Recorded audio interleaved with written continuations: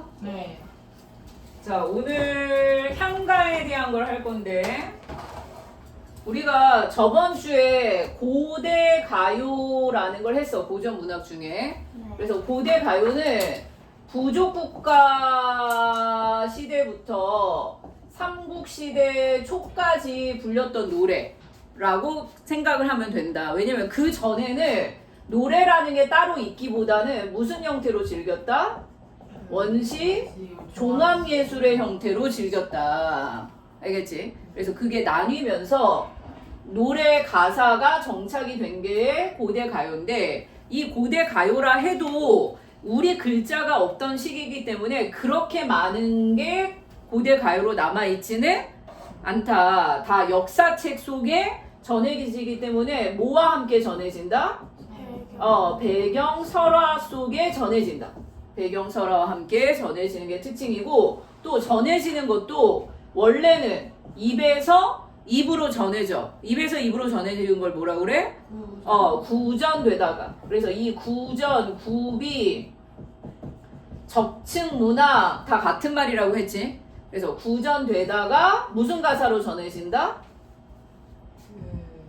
우리 글자가 있던 시기야, 없던 시기야?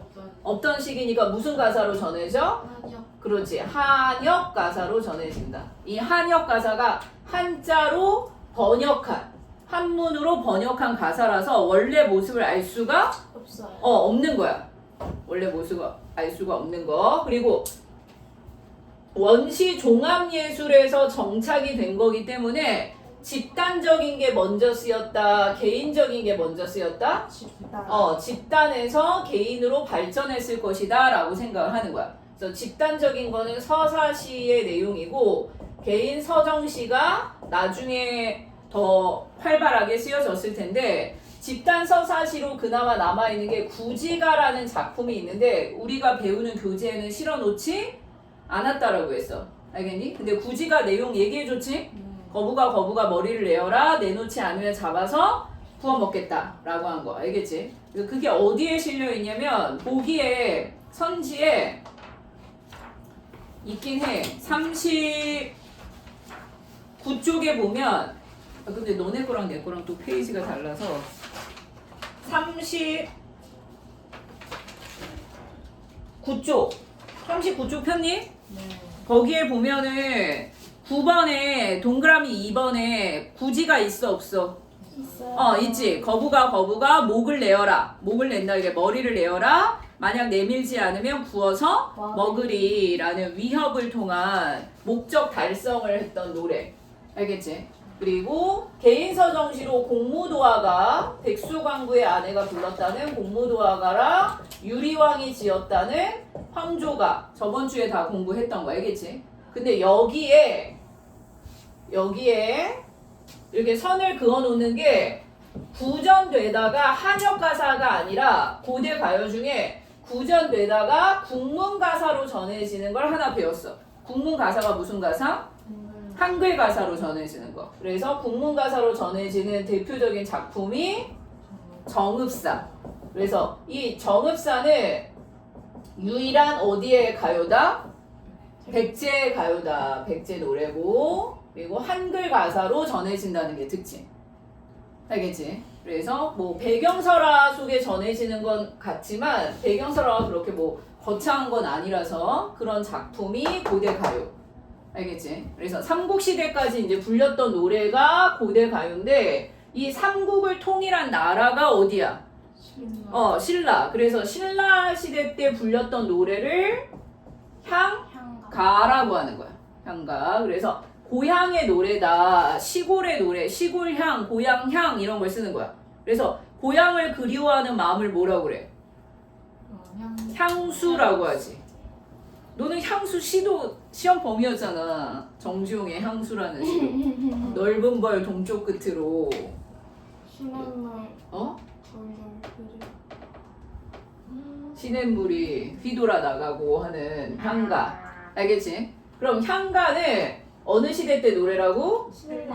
신라 때 노래. 주로 통일신라 때 불렸던 노래고 향가라는 명칭이 그러니까 중국의 이게 중국 시를 많이 썼을 거 아니야. 한자를 쓰던 지배 계층들은. 그래서 중국의 시에 비해서 우리 고향의 노래다라는 그런 의미의 향가도 되지만 향가가 기록이 됐어. 이미 기록이 돼 있다라는 거는 우리 글자가 없는데 그거를 우리식으로 바꿔서 기록을 했다는 거야. 알겠지? 그래서 그게 뭐냐? 향찰로 기록을 해. 향찰. 그럼 향찰은 뭐냐? 한자의 음과 뜻을 빌려서 기록을 하는 거야. 한자의 음과 뜻을 빌려서 기록을 하는데 우리식으로 기록을 하는 거지. 그럼 중국말하고 우리말하고는 어순이 달라. 달라요? 아이 니가 뭐야? 나 아이가 사랑 애자야. 나 사랑해 니 너를. 그러니까 영어하고 어순이 어찌 보면 비슷한 게 있는 거지. 우리말은 나는 너를 사랑해. 목적어가 가운데 오잖아. 그래서 중국식으로 표기하는 게 아니라 한자의 음과 뜻을 빌려서 우리말식으로 기록한 향찰이라는 게 있어. 그래서 한자로 써 있지만 중국인들은 전혀 이거를 이해할 수가 없는 거지. 향찰로 기록했다는 거 알겠니? 그러면 향찰로 기록을 했으니 형식이 있겠니 없겠니? 있겠지. 이런 것들은 형식을 알 수가 없는 거야. 알겠지? 그래서 향가의 형식은 별게 없어. 4구체, 8구체, 19체. 그래서 4구체는 4줄, 8구체는 8줄, 19체는 10줄인 거지. 그럼 이 중에서 가장 완성된 형식은 몇 구체일까? 정제된 형식은 19체. 이 19체가 가장 다듬어진 정제 완성된 형식이라고 해. 19체. 알겠지? 그래서 교재에 실려 있는 서동요 있는 칸에 보면 서동요 아니지. 거기 25쪽에 보면 서동요 본문에 보면은 몇 줄로 돼 있어? 4줄. 4줄로 돼 있지. 그다음에 처용가 보면 처용가는 뭐 어디를 안돼. 이게 구멍이 잘못 뚫렸네. 처용가는 어디를 보든 몇 줄로 돼 있니? 8줄. 8줄로 돼 있지. 이거 붙여야겠다. 8줄로 돼 있는 거.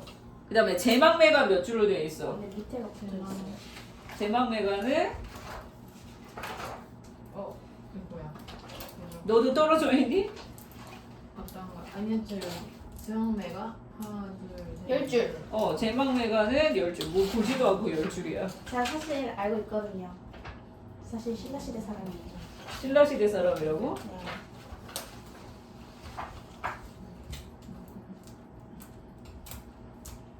그때도 이다인이라는 사람이 있었어요.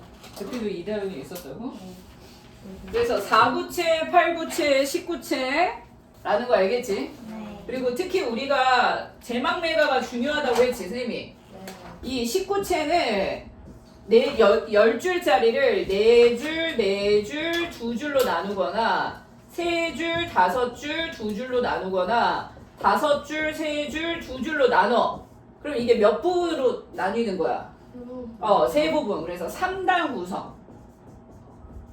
3단 구성이고 마지막 이 2줄을 맨 마지막 끄트머리에 온다라고 해서 이걸 낙구라고 부르는데 이 낙구는 감탄사로 시작해. 아야 이런 감탄사로 시작해. 알겠지? 그래서 이게 나중에 3단 구성이다. 그 다음에 감탄사로 시작한다. 라는 게 나중에 시조까지. 아까 10년을 경영하여 잠깐 얘기했지. 시조까지 영향을 주는 거야. 아까 시조가 초장, 중장, 종장 몇 장이야? 3장 구성이지. 네. 그리고 이 글자 수가 꼭 지켜져야 하는 부분이 어디라고 그랬어? 종장의 굉장히 첫 음보는 몇 글자로 지킨다? 3글자. 삼음절로 지켜야 돼. 삼음절 고정이야. 이게 여기 지키기 어려울 때 여기다 뭘 넣어? 아이야, 어집어 이런 감탄사를 넣는 게 어디부터 이어졌다? 신라 때부터 이어졌다. 이렇게 보는 거지. 3단 구성이고 낙구까지 나와 있는 거 알겠니? 그래서 거기 4구체, 8구체, 19체 형식이고 그 다음에 이렇게 향찰로 썼다는 거는 창작 계층이 계급 사회였으니까 창작 계층이 그 상류층이겠어, 밑에 계층이겠어. 상류층. 귀족층이 불렀다. 승려나 화랑 등의 귀족층이 불렀을 것이다. 이렇게 생각을 하는 거야. 알겠지? 그리고 신라가 몇 년의 역사야? 100년? 1000년의 역사지. 경주 가봤어? 네. 경주에 보면은 그 경주 들어가는 입구나 아니면 경주 곳곳에 이렇게 경주 이렇게 써 있는 거에 보면 앞에 수식어로 1000년의 고도 경주 이렇게 붙어 있어. 1000년의 오래된 도시다. 근데 신라 1000년의 역사에 그럼 향가를 많이 썼겠지? 귀족층이 썼다고 하는데 근데 전해지는 작품 수는 불행인지 다행인지 25개밖에 안 남아 있어. 야래. 전해지는 작품 수는 25개. 야 무슨 인터넷 이런 데 보니까 뭐 MZ세대 용어 퀴즈 이런 거 있던데? 그래서 야 야르가 아니라 뭐 이지까까? 이지까까 너네 몰라? 과자를 먹는 것만큼 아주 쉬운 일이다라고 이지까까래 그게. 야 별별 말을 다 이름 이지까까. 거의 별다줄도 아니고 이제 별별 말을 다 만들어내. 이 야를 하는 것 때문에 지금 생각나서 하는 거야. 이지까까. 25수만 전해지는데 또 이 25수도 삼국유사에 14개, 균여전에 11.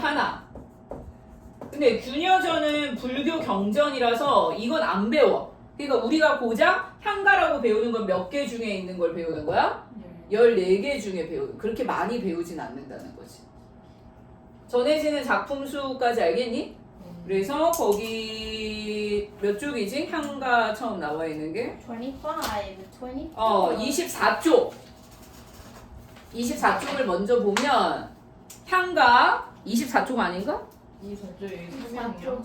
24쪽의 설명을 보면 향가는 신라시대에 불린 우리말 노래. 왜 우리말이라고 했는지 알겠니? 한자의 음과 뜻을 빌려서 기록해서 알겠지? 그리고 표기 방식 기록되는 게 향찰. 한자를 우리말에 맞게 음과 뜻을 빌려서 기록을 했고 창작 계층은 승려나 화랑의 귀족층이라고 아까 얘기했지? 그리고 형식, 양식이 4구체, 8구체, 19체. 근데 이 중에서 가장 완성된 형식이 몇 구체라고? 19체. 그래서 19체는 가장 완성된 형태, 3단 구성. 어쨌든 4줄, 4줄, 2줄이든 3줄, 5줄, 2줄이든 5줄, 3줄, 2줄이든 3단 구성. 알겠지? 그리고 3단 구성에 낙구 첫머리에 마지막 2줄을 낙구라고 부르는데 낙구 첫머리에 뭐가 위치한다? 감탄사가 위치한다. 라는 것까지 알겠지? 그 다음에 서동요는 제재 정리를 먼저 보면 현전이 뭐라고 그랬어? 현재까지 전하는 작품 중에 가장 오래된 향가고 향가 중 유일하게 동요의 성격이야. 3번은 지워버려 아예. 여기 잘못 들어봤어.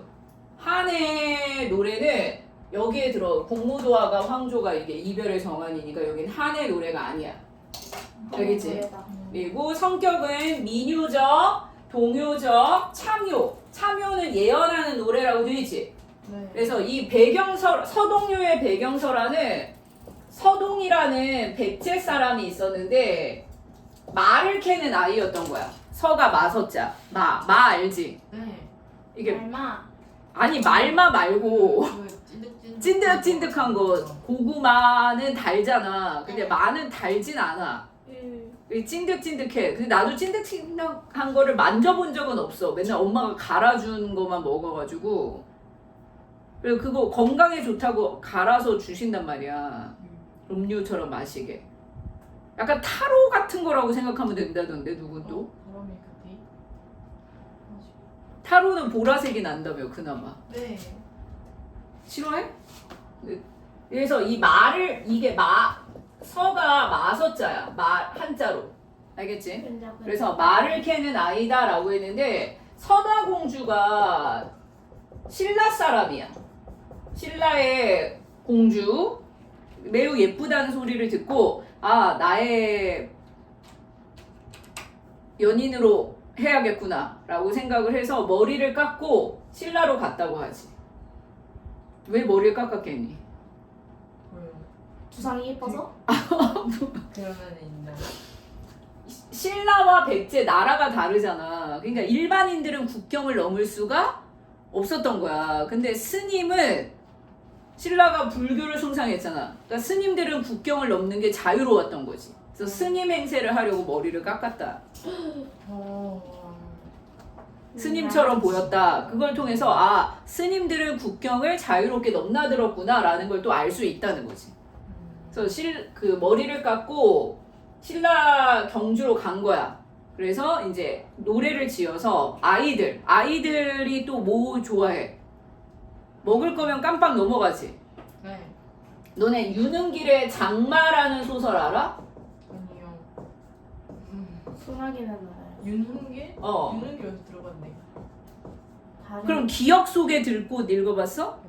명선이 나오는? 그게 유능길 씨가 지은 건데. 9켤레 구두로 남은 산에. 저 그거 읽으려 했어요. 그게 유능길 씨가 쓴 거야.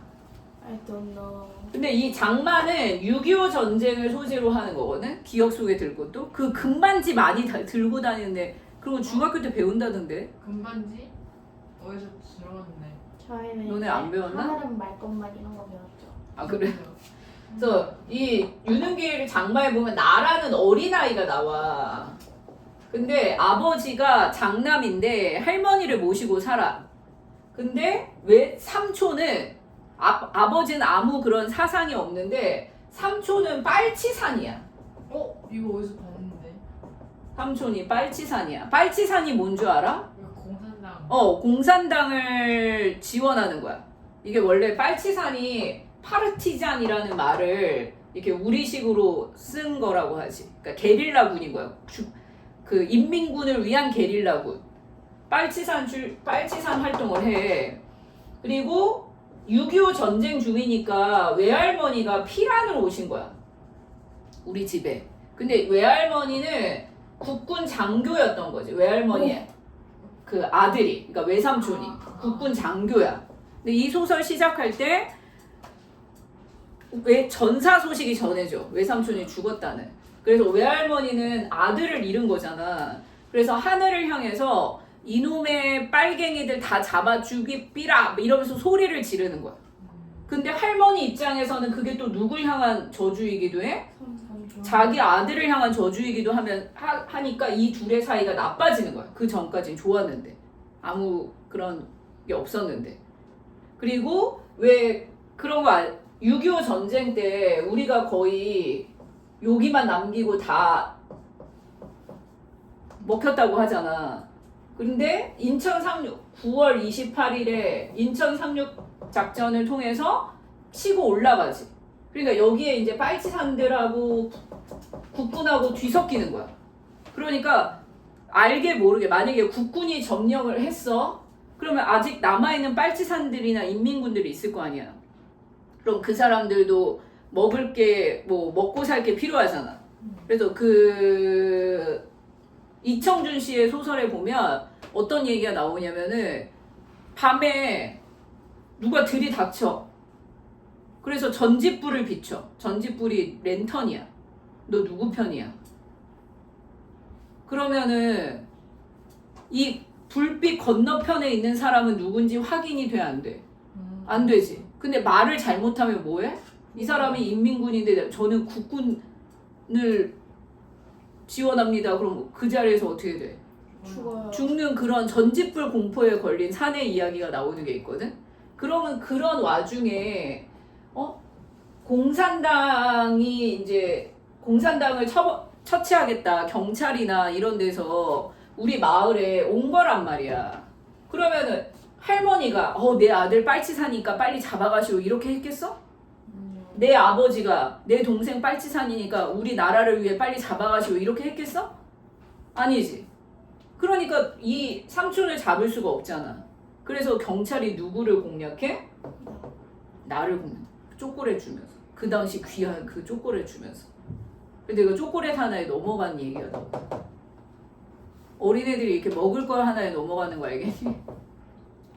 그런 얘기가 있어. 이 장마에도 보면. 그래서 이 서동이 아이들에게 말을 나눠주면서 이 노래 좀 퍼뜨려 이렇게 얘기를 한단 말이야. 근데 그 노래 내용이 뭐냐면 뭐 얼레리 꼴레리는 아니지만 내가 애들식으로 불렀다면 얼레리 꼴레리 선화공주가 밤마다 서동을 만나러 간다. 둘이 얼레리 꼴레리 한다. 이렇게 노래를 퍼뜨리는 거야. 사실이 아니지.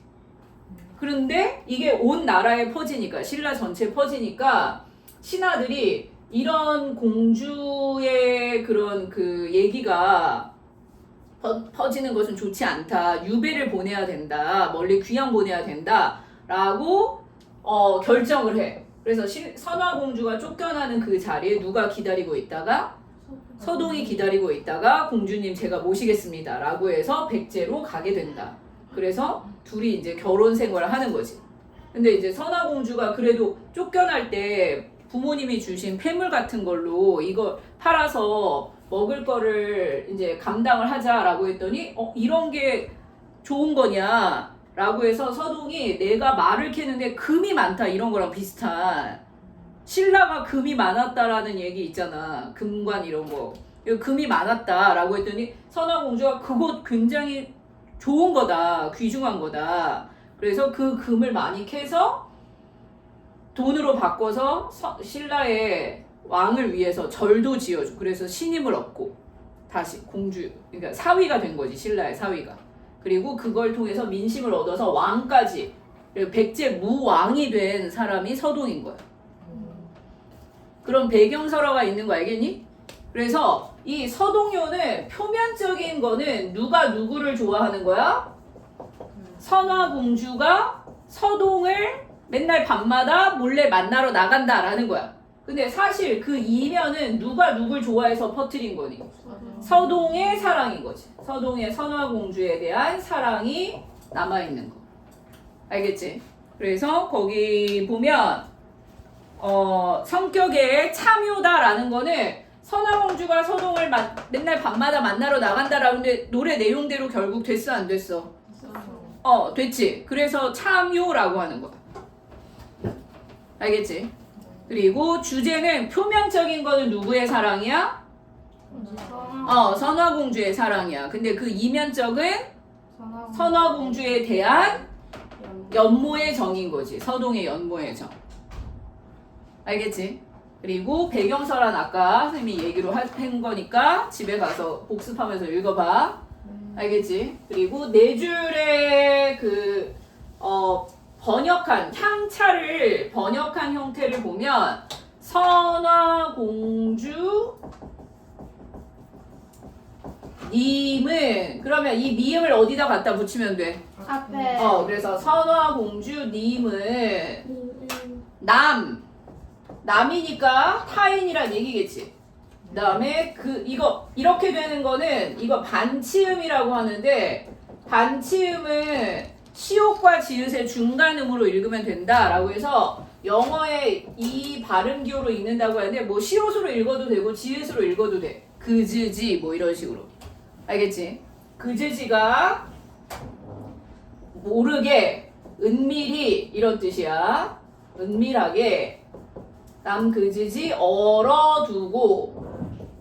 얼다가 뭐냐면 옛날 말의 얼다는 이건 알아둬야 돼. 옛날 말의 얼다는 사랑하다, 정을 통하다 이런 뜻이야. 사랑하다, 정을 통하다. 그래서 얼운이라는 말에서 얼다에서 얼운이라는 말이 생긴 거야. 그러니까 사랑할 수 있는 나이에 이른 사람. 그래서 이게 오늘날에 뭐가 되는 거니? 어른이 되는 거지. 어른이 오늘날에 어른이 되는 거야. 남 그즈지 얼어두고 남 은밀하게 정을 통하고 밤마다 선화 공주가 서동을 만나서 정을 통한다. 알겠지? 그래서 맞둥발 이거는 그냥 맞둥이 아까 말을 캐는 아이가 맞둥서동인 거야. 알겠지?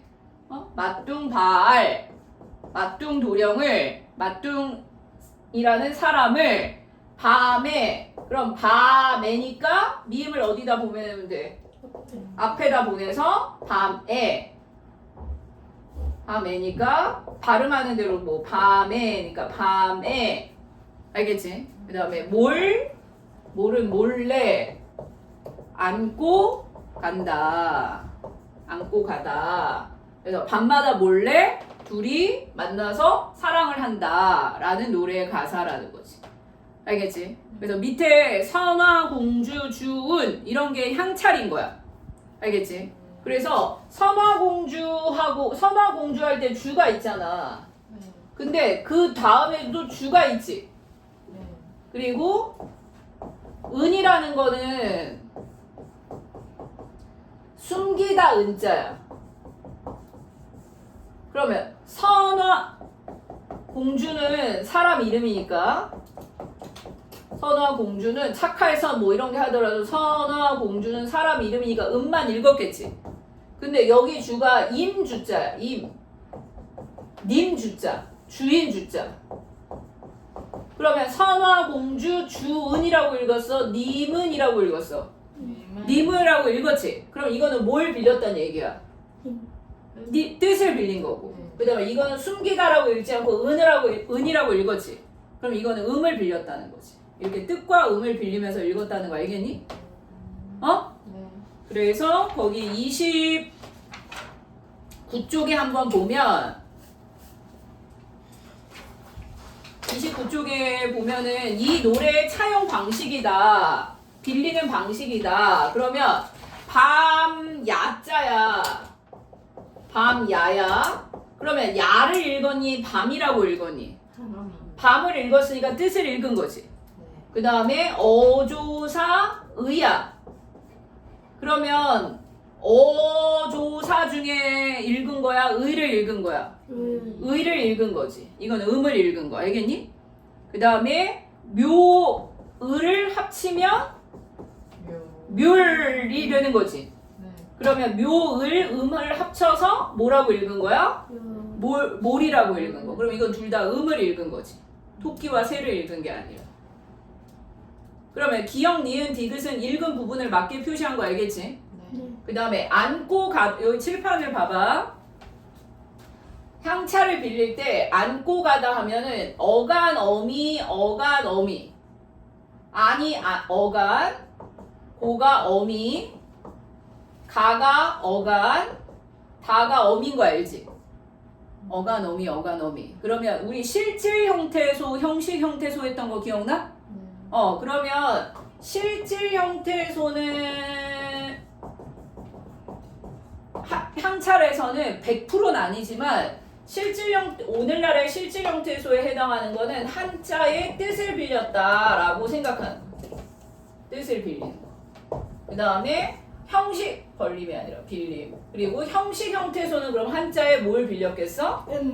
한자에 음을 빌리는 거. 그래서 100%는 아니지만 어간 어미는 거의 한 90%는 돼. 알겠지? 그러면 어간은 실질이야, 형식이야? 실질. 어간이 실질이지. 실질적 의미가 가다, 자다, 오다 이런 게 있으면 실질적 의미가 가자 오에 있는 거야, 다다다에 있는 거야. 가자 오에 있는 거지. 그럼 이게 실질 형태소라고. 실질 형식 알겠니? 그러면 실질이니까 아는 뭘 빌렸겠어? 뜻을 빌렸겠어? 음을 빌렸겠어? 뜻을. 그 다음에 고는 어미니까 음을. 그 다음에 가는 어간이니까 뜻을. 그 다음에 다는 어미니까 음을. 그래서 만약에 어간 어미로 구성이 돼 있다. 그러면 어간은 지금 예원이는 지금 신라시대로 가고 있어 지금. 뭐 아까 신라시대 사람이라고 그랬지. 지금 신라시대로 가고 있는 거야? 걸렸다. 선화공주 만나러 가는 거야? 걸렸다. 응? 그래서 저 뜨듬 이렇게 빌린 거 알겠니? 네. 그러면 거기 리을은 안다를 빌렸다라고 했으니까 맞아 틀려? 맞아요. 맞지? 그 다음에 보내다는 표시가 없으니까 그러면 가다에서는 뜻을 빌려야겠어? 거라는 음을 빌려야겠어? 뜻을 빌려야 되지. 어? 네. 근데 음의 표시되어 있으니까 적절하지 않은 건 몇 번이 되는 거야? 5번이 되는 거지. 이렇게 향찰 표기를 뭘 빌렸느냐라는 걸 잘 묻진 않지만 이게 대부분 공식적으로 따질 수 있는 거를 묻는단 말이야. 너무 어려운 걸 묻는 게 아니라. 알겠지? 그래서 향찰에서 대부분의 실질 형태소에 해당하는 건 뭘 빌리고? 이제 뜻을. 그 다음에 형식 형태소에 해당하는 건 음을 빌렸다. 그래서 선화공주님은 할 때는 이 은이 조사니까 뭘 빌린 거야? 음을 빌린 거고, 님은 뭐 오늘날로 치면은 접사긴 하지만 이 님이 이게 실질 형태소로 보는 거지. 명사라고 보는 거야. 알겠니? 그래서 이거는 뭘 빌린 거야? 뜻을 빌리고. 이렇게 빌린 거야. 알겠지? 그러면 선화공주 서동요까지 풀어오는데, 그 다음에 이제 처용가로 갑시다. 32쪽에 처용가는 배경설화를 먼저 얘기해주면, 동해 용왕의 아들이 어느 날 신라에 찾아온 거야. 근데 이 사람이 가지 않고 나는 여기가 좋습니다. 여기서 살고 싶습니다. 라고 해서 신라의 헌강왕이 그 사람을 위해서 집도 주고 부인도 다 제공을 한 거야. 그러니까 이 사람 완전히 눌루랄라 하면서 놀러 다녔겠지. 근데 어느 날 놀다가 들어와 보니까 집에 아내만 있어야 되는데 한 명이 더 있는 거야. 그럼 남자의 형상이 있는 거야. 그럼 이제 보통 남자 같으면 어떻게 해야 돼? 바로 내쫓아요. 막 치고받고 싸우거나 막 이래야겠지.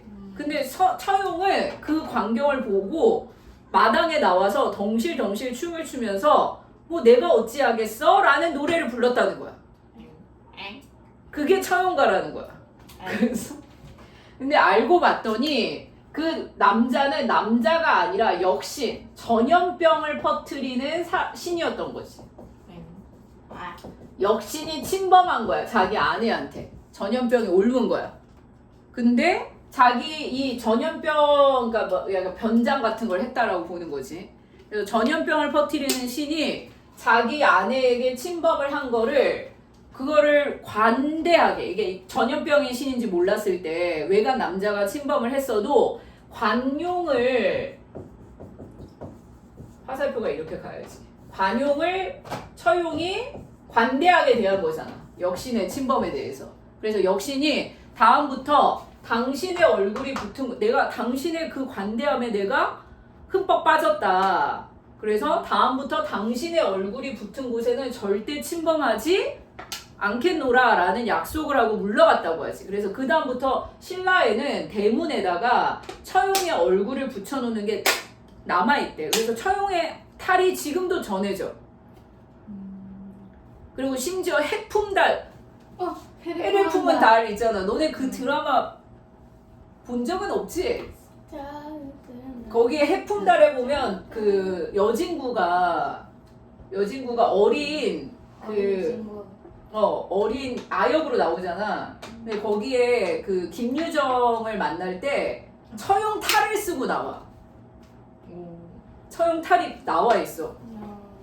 그래서 이 처용의 처용무, 이런 처용무라는 것도 지금까지 전해지거든. 심지어 고려 가요도 처용가가 있어. 근데 학자들이 생각하기를 아니 동해 용왕의 아들이 신라에 살았다는 게 말이 되냐. 용왕 본 적 있어? 아니요. 또 봤대. 그래요. 용왕을 본 적이 있어? 없잖아. 그래서 사람들이 생각하기를 처용의 탈을 보니까 처용의 탈이 색깔이 얼굴색이 팥죽색이야. 얼굴이 약간 붉고죽죽해. 그리고 눈이 이따만해. 눈이 굉장히 크단 말이야. 근데 우리 한국인이 눈이 그렇게 크니? 아니지. 그리고 피부색이 그렇게 짙지? 않잖아. 그래서 이거를 뭐라고 생각하냐면 아라비아 사람이라고 생각하는 거지. 왜냐면 이렇게 배를 타다가 표류를 할 수 있잖아. 근데 우리랑 아주 형태가 다르잖아. 그치? 굵직굵직하게 생겼잖아, 이 사람들은. 그러니까 동해 용왕이 보내신 분이다. 이렇게 생각, 처음에 말도 안 통하니까 뭐 그렇게 생각을 했겠지. 그래서 우리에게 아랍의 피가 흐르고 있다라는 거야. 그래서 신현준 알아? 연예인 중에? 신현준. 내가 신현준이에요. 뭘 내가 신현준이에요라는 게 있어? 이거 몰라요? 몰라. 이거 그 인도 사람 그 신현준 닮은 거. 그래. 내가 내가 신현준이에요. 그래, 신현준이 약간 이 아랍 사람처럼 생겼단 말이야. 장동건 막 옛날 연예인. 왜 이게 신문 칼럼 같은 걸로 쓴 적도 있어. 장동건은 처용의 후예? 뭐 이렇게 해가지고 제목이. 맞다. 장동건이 한때 되게 날렸던 미남상인 거 알지? 얼굴을 몰라요. 응. 신현준은 아는데. 인도판 인도판 신현준. 인도판 신현준은 알아? 신현준이 그리고 남자애들 보니까 누구 축구 선수랑 닮아가지고 신현준은 알던데 보통? 좀 옛날 사람이긴 해. 신현준은 알죠. 그래서 그런 그 배경설화가 있는 거야. 처용의 얼굴이 지금까지도 전해진다는 거. 처용가 알겠니? 네. 그러면 처용가를 불러서 결국은 전염병을 퍼뜨리는 사람이 물러난 전염병이 없어진 거지. 그래서 노래 가사가 나쁜 거를 물리쳤다라고 해서 이거를 노래 가사 이제 이런 용어 알아둬야 돼. 주술적인 성격을 지녔다라고 하면은 주문을 외워서 그거를 물리치는 기록이 남아있는 게 주술적인 거야. 그런 행위까지 이어지면. 알겠니? 주술적인 성격을 띠었다 노래가 라는 거는 노래 가사가 아브라카다브라 뭐 이런 성격을 지닌다라는 거야. 주문을 외워서 소원 성취까지 이루어지게 만드는 이런 게 주술적 성격을 지니는 거. 주술적 성격 알겠니? 그리고 특히 나쁜 게 물러났잖아. 나쁜 게 물러나서 벽사진경의 성격을 지닌다. 거기 써있긴 하는데 벽사진경이 사악한 거를 물리치고 경사스러운 걸 진취 나오게 한다 라는 특징 알겠지? 또는 벽사와 비슷한 말로 축사. 그럼 축사도 사악한 걸 뭐 한다는 거야? 사악한 걸 축출해낸다, 없앤다 라는 거지. 축사가 사악한 걸 축출해낸다 라는 것까지 알겠니? 처용가는 그런 성격을 지니는 거야. 그래서 노래 가사 중에 뭔가 소원을 빌거나 이런 게 있으면 이런 거와 비슷한 기능을 하는 거 그럼 이게 처용가 같은 거를 찾으면 된다는 거지. 주술적 성격을 지닌 노래다라는 거 알겠지? 그래서 거기 32쪽에 있는 걸 보면 제재 정리 먼저 봐봐. 벽사진경 동그라미 쳐놓고 벽사진경 사악한 걸 물리치고 경사스러운 걸 맞아들이는다라고 했어 알겠지? 벽사진경의 민속에서 형성된 무당들이 불렀던 노래. 보통 이게 무당들이 이렇게 나쁜 거 물리치는 그런 거 많이 하지.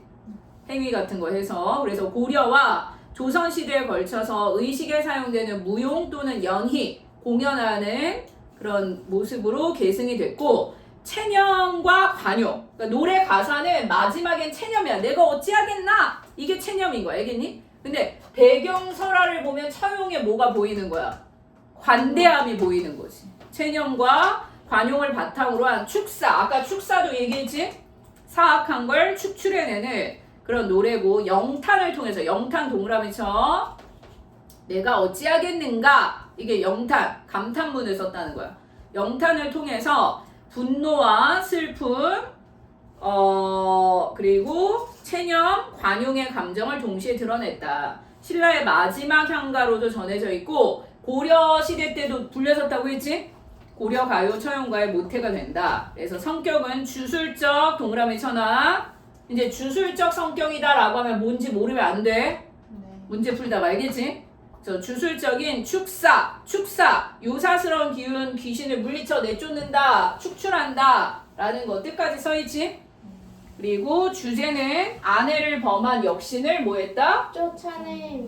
쫓아냈다. 배경설은 아까 선생님이 말로 얘기했으니까 집에 가서 복습하면서 또 읽어보고 알겠지? 그러면 33쪽에 8구체향가니까 넷 거기도 뜯어졌네. 네 줄로 나눠서 서울 발기 달아라. 그러면 발기 할 때 기억을 리을 옆에다 보내면 돼. 알겠지? 그래서 서울의 밝은 달아라 라는 거니까 달밤에 서울 밝은 달에 알겠지? 이 서울이 바로 경주인 거지. 신라의 서울이니까. 알겠지? 그리고 들이니까 밤이 들도록 논이다가 그냥 놀며 지내다가 들어가서 자래니까 자리를 보니 가로리가 가랑이가 즉 다리가 4개구나. 그럼 다리가 4개라는 건 사람이 몇 명이란 얘기야? 2명. 2명이란 얘기지. 그래서 여기 이렇게 써 있는 거는 비읍 밑에 이응 있는 거 이거 뭐지? 이거 순경은 비읍. 입술 가볍게 내는 비읍이라고 해서 이거는 이렇게 읽어라 라고 하지만 그냥 비읍으로 읽으면 돼. 그러니까 두부 할 때 베타가 아니라 입술을 약간 가볍게만 붙이는 두부 할 때 이 발음에 가장 가깝다고 하지. 순경은 비읍. 두부 너무 진하게 붙이지 말고 두부 할 때 물에 가깝다는 거. 두불은 알겠니? 그러면 둘은 내 것인데 두불은 할 때 둘은 내 것인데 둘은 누구 것이냐? 그럼 둘은 다리의 개수잖아. 근데 다리 수인데 내 것인 2개는 누구야? 아내고 내 것이 아닌 누구 거냐라는 그 2개는 역신을 말하는 거지. 그러면 다리 숫자로 사람 전체를 나타내지. 이런 거 무슨 법이지? 그렇지, 대유법이지. 이 두불은에 쓰인 게 무슨 법이다? 대유법. 대유법이 대표해서 비유한다 라고 해서 부분으로 뭘 대표하는 거? 전체를 대표하는 게 대유법. 그래서 프랑스 혁명 때 뭐라고 외쳤대? 우리에게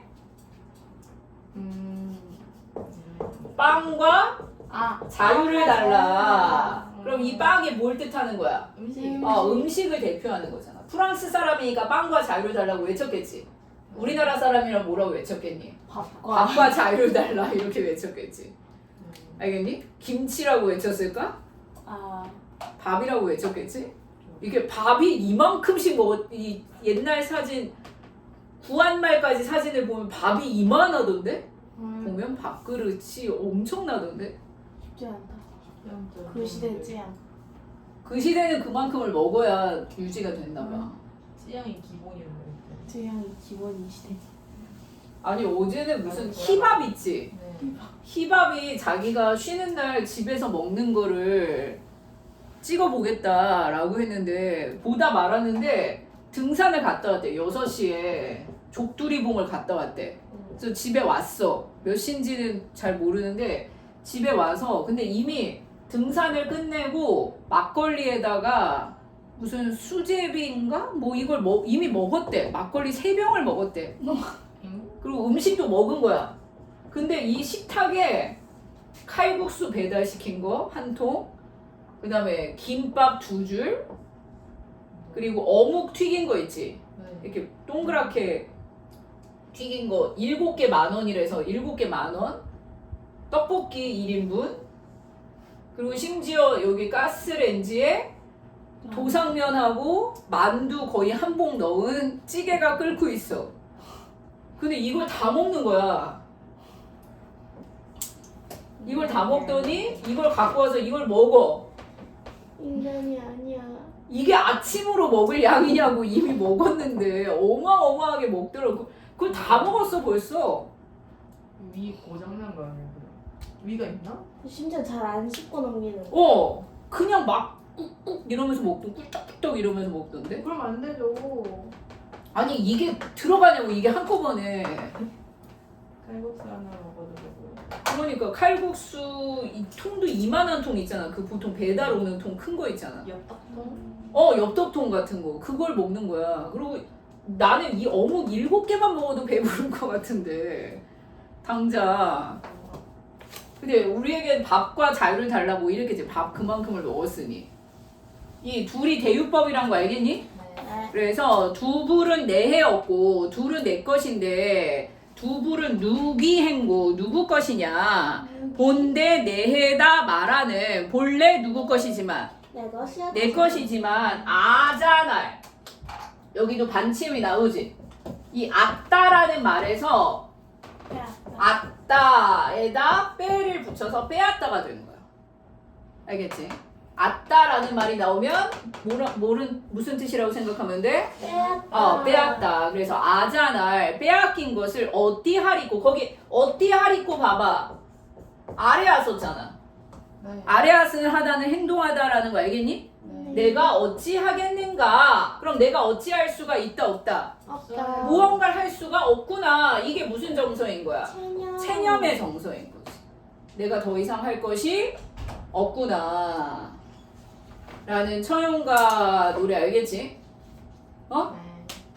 그래서 거기 3번 한번 봐봐.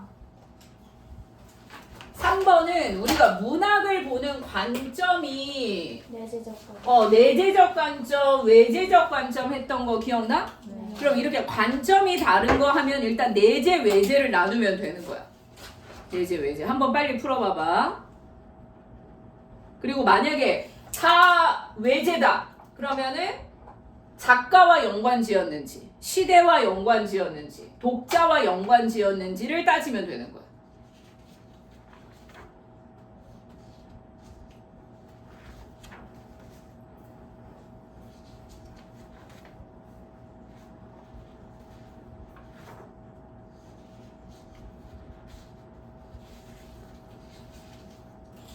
오케이. 했어? 예스.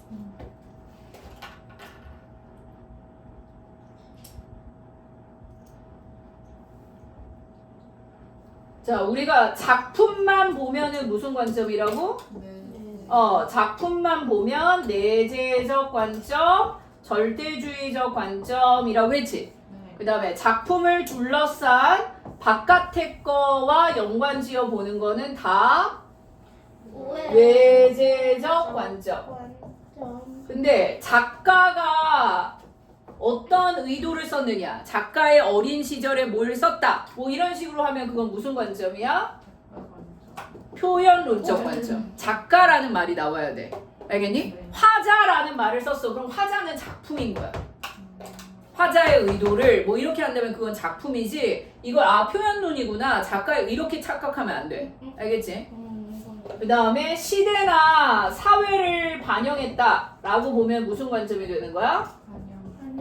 반영론적 관점이 되는 거고, 독자에게 얼마나 쓸모가 있느냐, 즉 독자에게 어떤 깨달음을 주느냐, 교훈을 주느냐, 느낌을 주느냐, 이런 거면 무슨 관점이 되는 거야? 외재적 중에 효용론적 관점, 이렇게 되는 거지. 알겠지? 그러면 1번의 규리가 이 작품이 주는 교훈은, 그럼 교훈이니까 독자와 연관 지은 거지. 그치? 그 다음에 작품의 상황을 파악하기 위해서는 당시에, 그 당시야. 그러면 이거는 반영론이니까 이것도 역시 무슨 관점이야? 외재적 관점이지.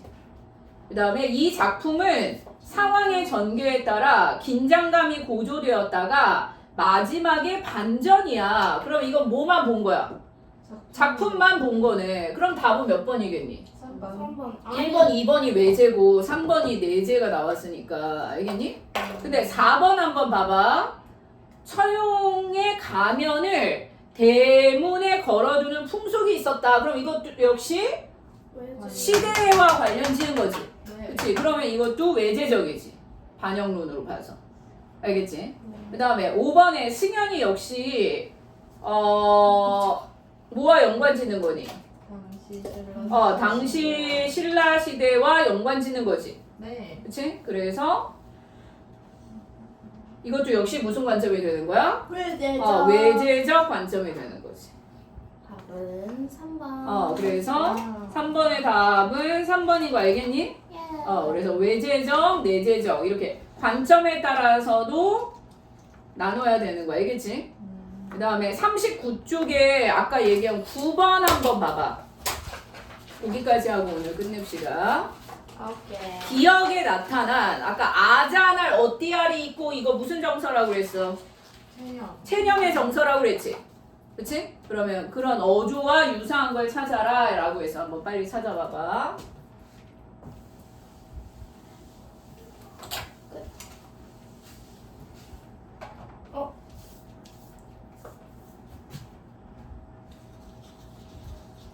오케이.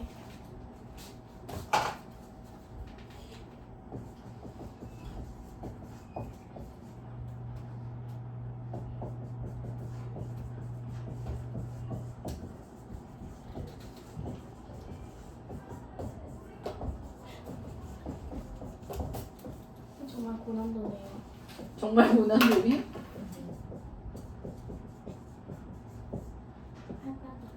거기 처용각까지가 몇 쪽이지? 처음거까지가 39페이지까지. 30쪽까지.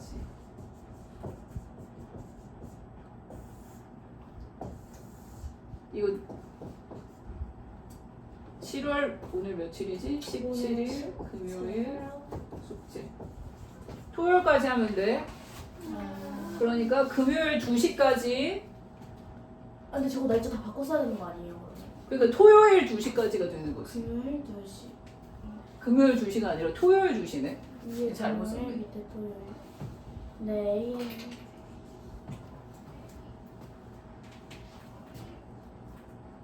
그러면 7월 18일 토요일 새벽 2시야.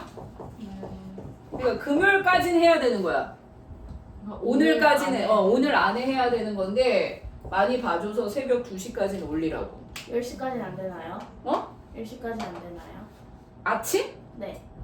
왜 자꾸 밀어 너는? 이거 얼마 되지도 않는데. 아니. 정말. 너 때문에 2시였잖아. 원래 12시까지였는데. 근데 더 미루. 저번에 새벽 2시로 미룬 게 예원이거든? 근데 지금 더 미루고 있잖아. 왜 자꾸 미루는 거야? 응? 그럴 수 있죠. 자, 9번까지 맞추고 끝냅시다. 네. 그럼 일단 기억은 아까 체념의 정석인 거 확인했지? 네. 그 다음에 9번에 1번 보면 자까지 높아서 높아니까 하이라는 거지. 네. 잣나무 가지처럼 높아서 서리를 모를 화반이요. 화반이 화랑의 우두머리요 라는 거야. 자까지처럼 높은 화랑의 우두머리요 라는 거 이건 예찬인 거야. 예찬. 찬양하는 거. 예찬이. 그 다음에 2번은 아까 굳이 가는 위협을 통해서 목적을 달성하는 거니까 관련이 없겠지. 그치? 좀 어려울 텐데 3, 4, 5 중에 이제 답을 골라야 되거든? 그러면 고운 폐혈관이 찢어진 채로 정지용의 유리창이라는 시인은 정지용이 시인이 진짜 아이가 폐병으로 일찍 죽었대. 그거를 애통해하면서 쓴 시라는 거야. 알겠니? 그래서 폐혈관이 찢어진 채로 너는 산새처럼 날아갔구나. 그럼 너는 산새처럼 날아갔구나 라는 거니까 애통해하는 거지 지금. 슬퍼하는 거 알겠니? 그 다음에 4번에 동기가 형제지간이야. 동기 간에 싸우면 되겠니? 뭐 이럴 때.